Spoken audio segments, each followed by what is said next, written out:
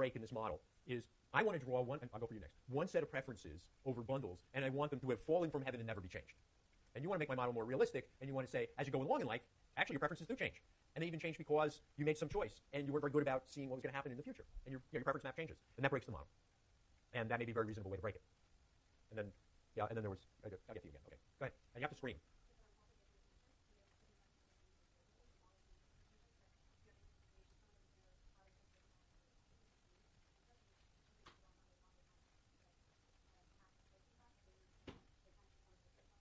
So you want to say, I'm going to want to create a more elaborate model in which I have information and in which I make choices under uncertainty. And you should object when I do. It would take us a whole 4 classes to create such a model. We could. And then you should still object. You say, wait a minute. You're assuming that people work from a position where they can say, the probability if I eat the potato chips is 0.1 that I'll become morbidly obese. You can say, that just doesn't describe people. People actually do a lot of things where they have profound ignorance. And that's probably right. People do a lot of really stupid stuff when we're young where we do have profound ignorance. And I can give you plenty of examples. So, yeah, that would break it. I want to say it seems like the difference of choice could be changed by a psychological factor. This person who went through depression and we assume that their decision core preference is rational.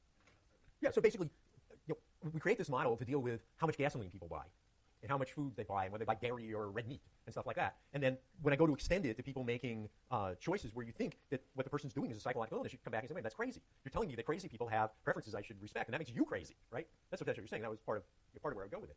So that's one way out. Another way out mentioned was information. And another way out, which we didn't lean on very much, is when you look at these cases in the real world, people tend to be interconnected, and we don't have that in our model at all. It makes me feel terrible when you make a horrible life choice. That's not in this model.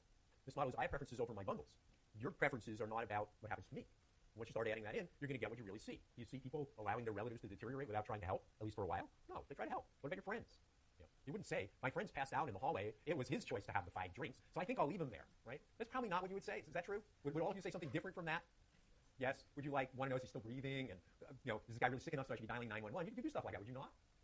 Yeah, you would. So now we got some idea, really much better idea of what a model about people making choices with their preferences is good for, and at what point you personally want to walk away and say, no. We have this thing called mental illness. We have this thing called people are actually interconnected. We have people who are just fundamentally ignorant. We have all kinds of stuff, and we don't want to really lean too heavily on this model. That is, we don't want to read papers by economists on rational choice for suicide, right?